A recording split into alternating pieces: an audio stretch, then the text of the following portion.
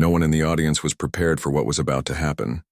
When a well-known liberal musician challenged Pam Bondi to play the piano, he expected to humiliate her, turning the moment into a spectacle of mockery. The crowd chuckled, cameras were raised, and anticipation hung in the air. The setting was an upscale charity gala, a place where reputations were made or broken in an instant. Pam Bondi, known for her sharp legal mind, was not the type to back down. But a musical challenge? That was another story, or so they thought. The musician smirked, fully expecting her to fumble, to laugh it off, or to refuse outright. But Pam simply took her seat at the piano, adjusting her posture with quiet confidence. The audience exchanged amused glances. Then, she played. The moment her fingers touched the keys, everything changed. Before we get started, let us know where you're watching from in the comments. Now, let's get started. The grand hall was packed.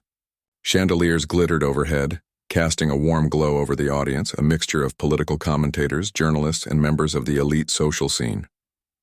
The event, a fundraiser with a live debate segment, had quickly turned into something far more intense.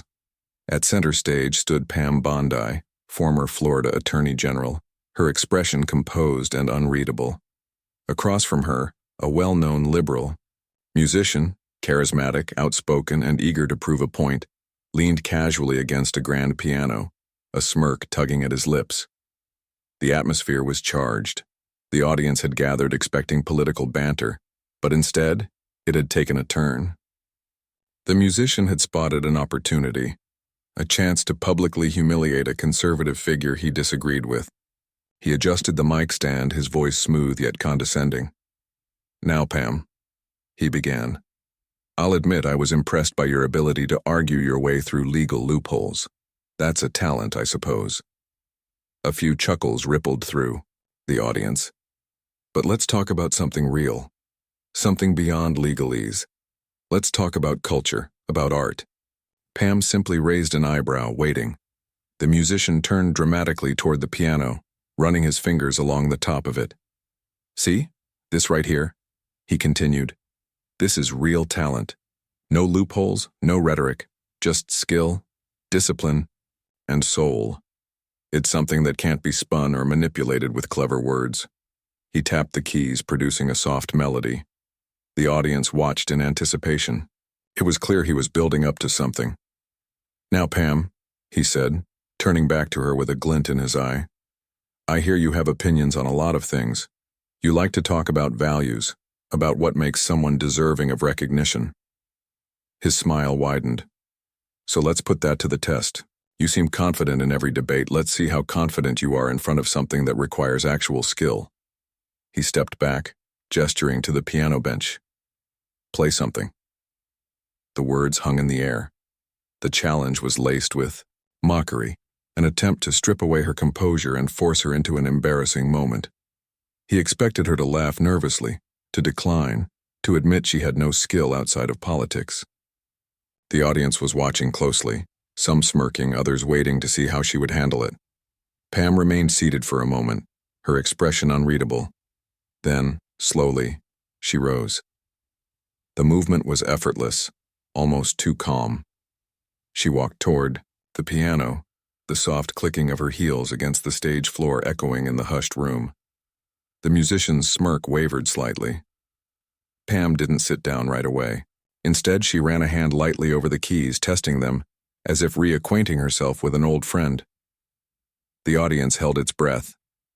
Then, without hesitation, she began to play. At first, it was soft, deliberate, a simple melody, controlled, yet elegant. But within moments the music swelled, her fingers moving with remarkable agility. What started as a test of confidence became something else entirely. Gasps rippled through the audience. Pam wasn't just playing, she was performing. The melody was intricate, weaving through the room like a living thing. Her fingers danced across the keys with precision and emotion, the music resonating in a way that silenced even the skeptics in the crowd. The musician's smirk was gone now. He watched, his posture stiffening.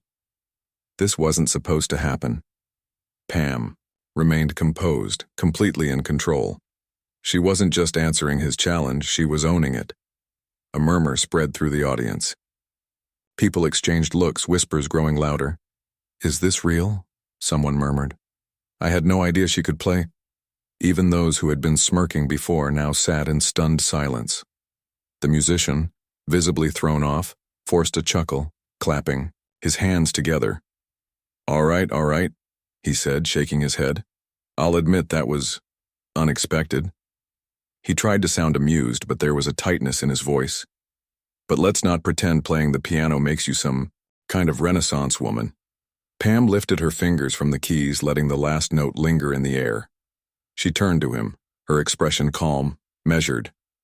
"Talent is talent," she said, "whether in music, in law, or in life." She paused, letting her words settle. "The real question is, why did you assume I didn't have it?" The musician opened his mouth, but hesitated. The audience wasn't laughing anymore. Instead, murmurs of agreement spread through the room. A subtle shift had occurred. What had begun as a mockery had turned into something entirely different. Pam Bondi had not only met the challenge, she had flipped it on its head. But that was just the beginning. What happened next changed everything. The musician, though momentarily shaken, wasn't ready to give up just yet. He let out a dry laugh, shaking his head as if this was all just an amusing twist. "All right, fine. You've got some skills. I'll give you that." His tone was lighter, but underneath it, frustration simmered. He hadn't expected this. He turned back to the audience, trying to regain control of the narrative. "But let's not get carried away, folks. Playing a song doesn't erase a record of, shall we say, questionable policies." He leaned against the piano again, looking at Pam with a smirk that didn't quite reach his eyes. "Sure, she can play, but does that really change anything?" There it was. The pivot. He was trying to steer the conversation back into comfortable territory, back to political talking points where he had the advantage. Pam, however, was already steps ahead. She folded her hands in front of her, letting the moment settle before responding. "You're right," she said finally. "Playing piano doesn't erase anything, just like making music doesn't make someone an authority on policy." A sharp murmur swept through the audience. The musician blinked, caught off guard by the direct counter. She continued, her tone steady. "Talent in one field doesn't invalidate skill in another. But isn't it interesting that you assumed I couldn't do this?" She gestured toward the piano. "Isn't it interesting how quick people are to dismiss those they disagree with?" The audience was listening now. The musician opened his mouth, but Pam wasn't finished. She turned to the crowd. "How often do we let our assumptions dictate our beliefs? How often do we decide someone is incompetent just because we don't like what they stand for?" She let the question hang in the air. People were nodding. Some even applauded. The musician shifted uncomfortably. The debate had slipped out of his hands. He forced another laugh, but it was weaker now. Okay, he said, raising his hands. "I walked into that one." He exhaled, feigning amusement. "But come on, Pam. You can't pretend conservatives have been champions of the arts." Pam didn't flinch. "And you can't pretend liberals haven't looked down on those who don't fit their idea of what's cultured." More murmurs. More nods. The musician ran a hand through his hair, realizing too late that he had stepped into a corner. The audience was no longer entirely on his side. Pam glanced at him, offering a small, knowing smile. "Maybe the real takeaway here," she said, "is that we all have a little more to learn about each other than we think." Silence. Then applause. Not polite claps. A real, growing wave of applause that filled the room. The musician had nothing left to say. And that was when the real shock came next. The thunderous applause still echoed across the hall, but the liberal musician stood frozen, his smirk long gone. The challenge had backfired spectacularly, and for the first time that night the balance of power had shifted. Pam Bondi had just done the impossible, turned a moment designed to humiliate her into one that left her opponent speechless. But the musician wasn't about to back down. Not yet. He forced a laugh, shaking his head as if brushing off the moment. All right, he said, grabbing the microphone again. "I'll give you that one, Pam. Didn't see that coming. You can Tickle the ivories. He turned to the crowd, trying to reignite their amusement. But let's not pretend that playing a song makes you some kind of cultural icon. The audience chuckled, but this time, the laughter felt thinner, less assured. He noticed. Pam didn't react. She merely watched, her hand still resting on the piano, waiting for his next move. And then he made it. "See, folks," he continued, his voice growing sharper. "This is exactly what I'm talking about. This is the conservative playbook, in action. They find one exception, one little moment that looks good on camera, and suddenly they're trying to rewrite history." He turned back to Pam, eyes narrowing. "Pam, you spent years defending policies that harmed struggling communities. The same communities that made jazz, blues, rock, hell, even country music thrive. But now you want to sit here and act like you're some kind of champion of the arts, like you're one of us?" A murmur rippled through the crowd. He had turned up the heat. Pam tilted her head slightly but said nothing. The musician pressed on, sensing an opportunity to regain control. "Let's be real," he continued, voice rising with emotion. "You've built your career on protecting the rich, the powerful, the privileged. Now you want to play the piano and act like that erases everything? Like that suddenly gives you credibility in a space where you've never belonged?" He stepped forward, closing the space between them. "You can't just waltz in here and steal our culture, Pam." The words hit like a slap. A few people in the audience murmured in agreement. Others shifted uncomfortably. The attack had taken a more personal turn, moving from humor to outright accusation.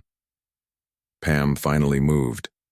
Slowly, deliberately, she stood up from the piano bench.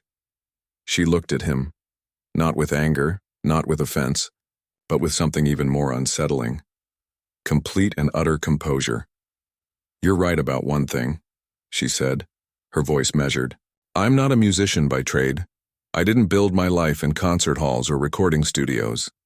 The musician folded his arms, waiting for her to crumble. "But let's get something straight," she continued.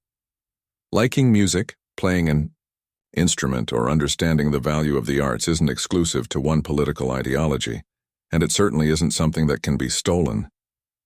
The audience went silent. Pam took a step forward.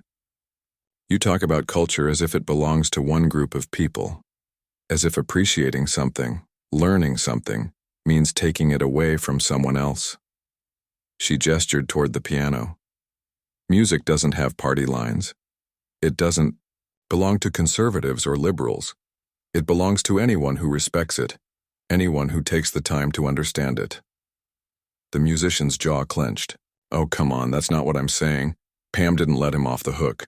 "You just tried to humiliate me," she said, her voice unwavering. "You assumed I had no skill, no place here because of what? My political affiliation? My background? And when you were proven wrong, instead of admitting it, you doubled down." The room was still.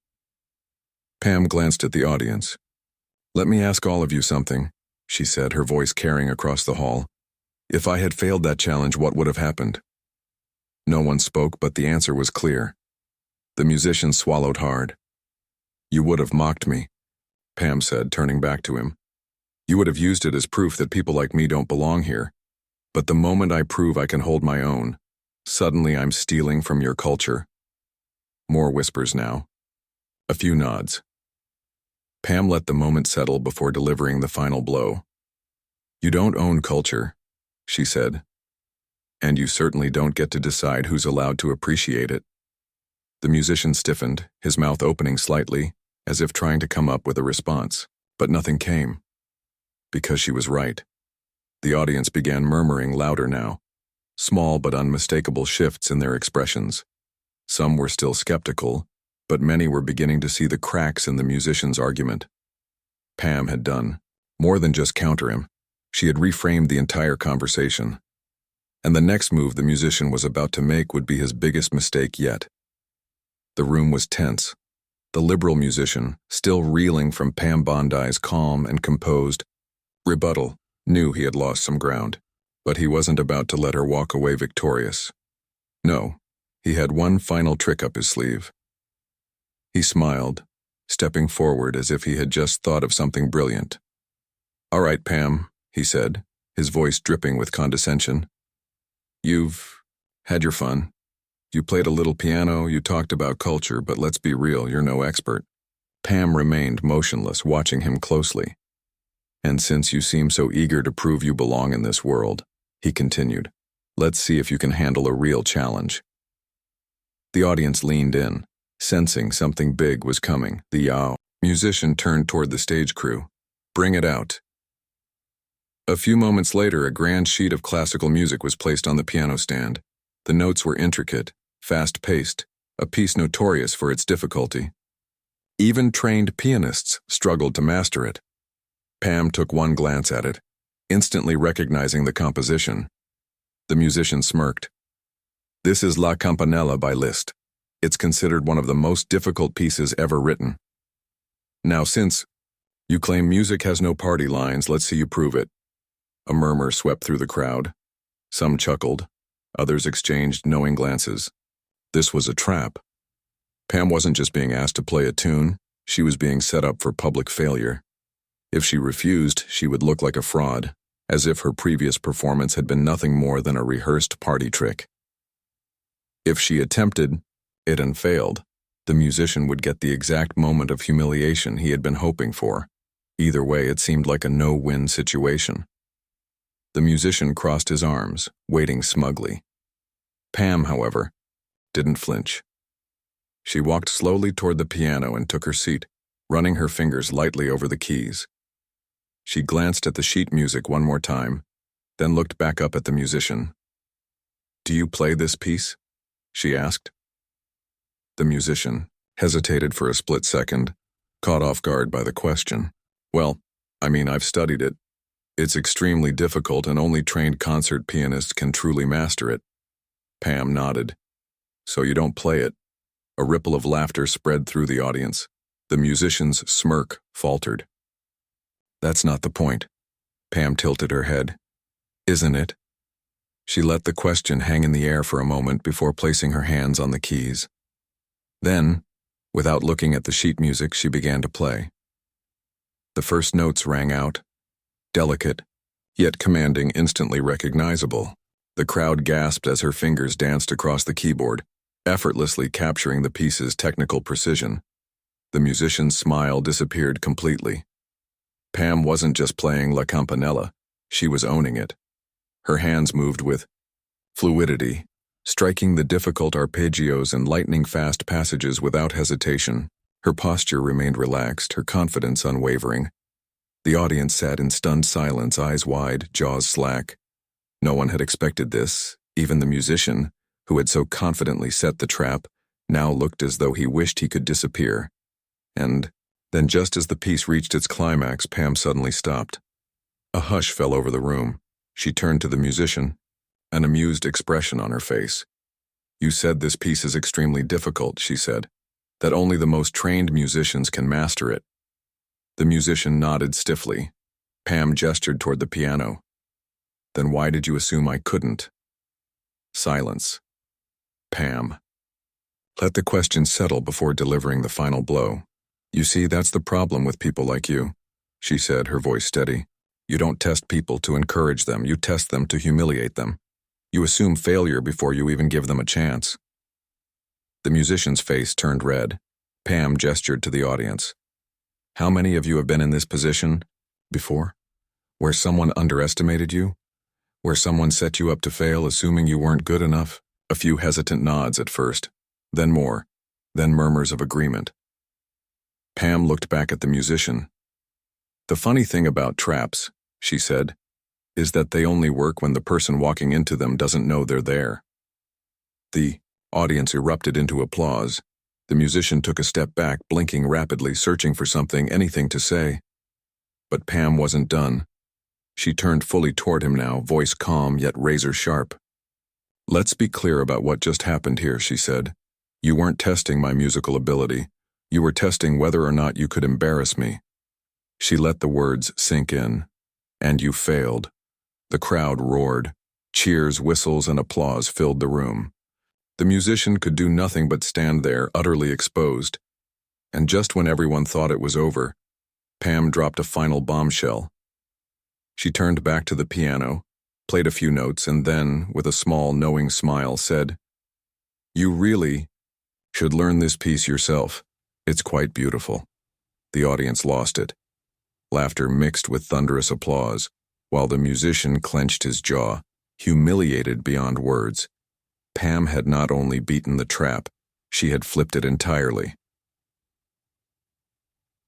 Kicker. Applause was deafening. Pam Bondi had done the impossible. Not only had she played La Campanella flawlessly, but she had turned the musician's arrogant challenge into a defining moment of poetic justice. But the liberal musician wasn't ready to accept defeat just yet. As the crowd's cheers continued, he forced a chuckle, stepping forward with exaggerated amusement. All right, he said, raising his hands as if to calm the storm. "That was impressive. I'll give you that."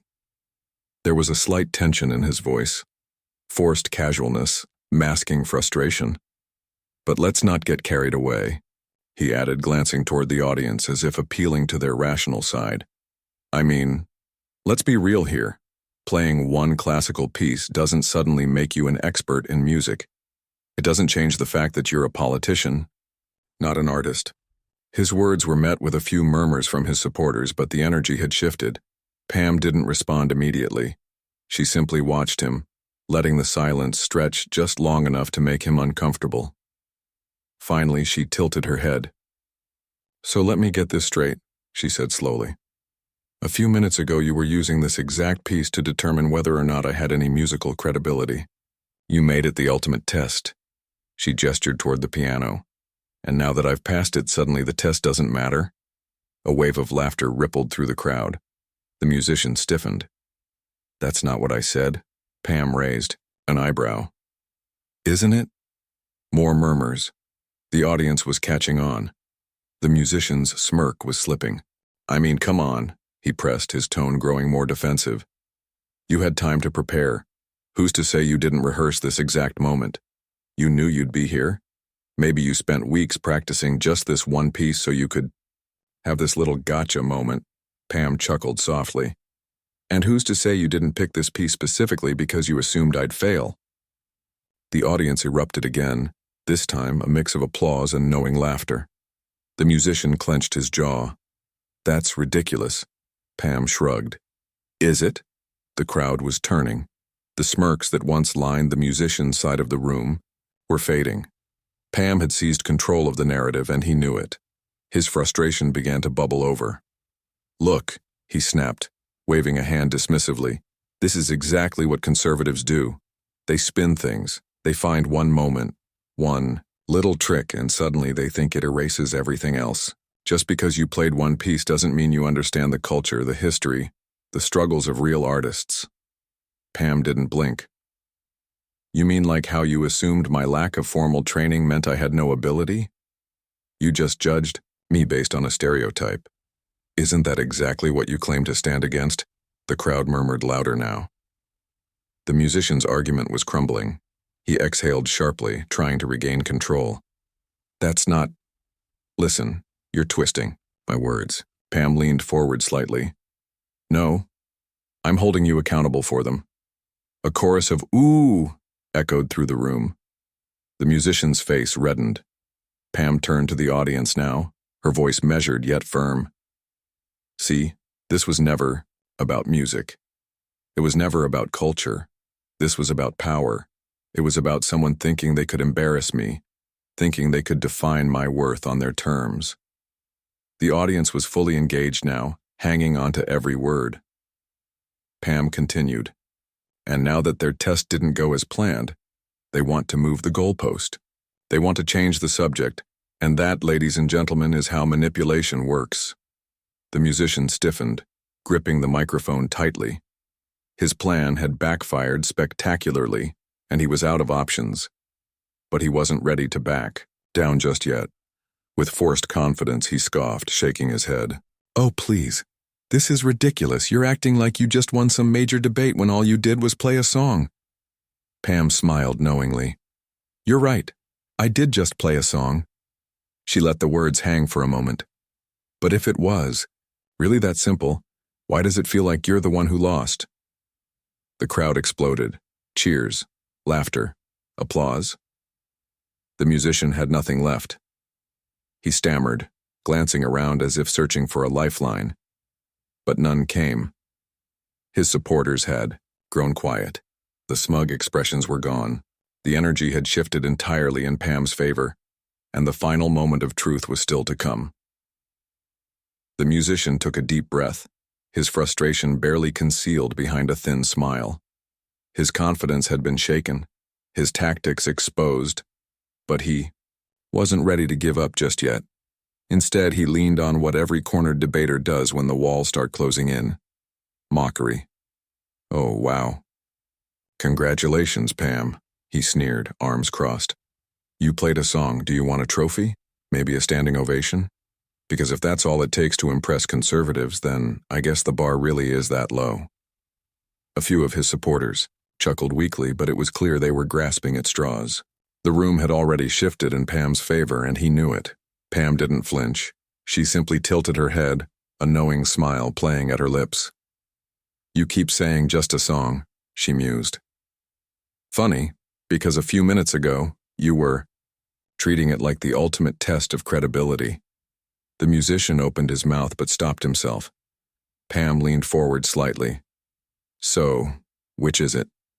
Was this supposed to be the definitive way to expose my ignorance? Or was it meaningless all along? You can't have it both ways," the audience murmured, nodding along. The musician shifted uncomfortably. Pam didn't stop. Or maybe this was never about the song at all. Maybe this was about you needing to feel superior. Maybe you assumed, "I couldn't play because it fit the story you already told yourself." The musician rolled his eyes, attempting to laugh it off. "Oh, come on, don't make this some big conspiracy." Pam raised an eyebrow. "I don't have to. You did that all on your own." The audience erupted. Laughter, applause, cheers. The musician clenched his jaw. He was losing, and Pam knew it, but she wasn't done yet. She turned to the audience, her voice calm but powerful. "See, this moment isn't just about me. It's about how quickly people are willing to write others off. It's about assumptions, bias, the way we decide who gets to be taken seriously and who doesn't." The room fell silent, hanging onto every word. Pam turned back to the musician. "You thought you had me figured out, didn't you?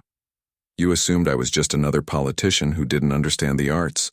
But what you didn't consider, what you refused to consider, is that maybe I had a history. Maybe I had experience. Maybe I had a story that you never even bothered to ask about." The musician swallowed hard. Pam's voice softened, but her words hit like a hammer. "You saw what you wanted to see, and that's exactly why you lost." The audience went wild, a standing ovation, cheers that drowned out any attempt at a comeback. The musician was speechless, his face burning as the realization sank in. He had walked right into his own defeat.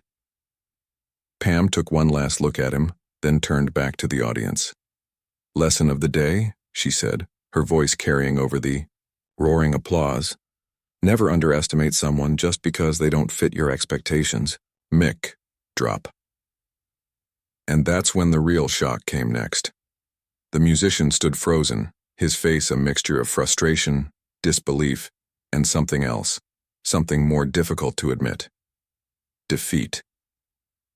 For a moment he seemed like he might lash out again, try to spin the moment into another joke or deflection.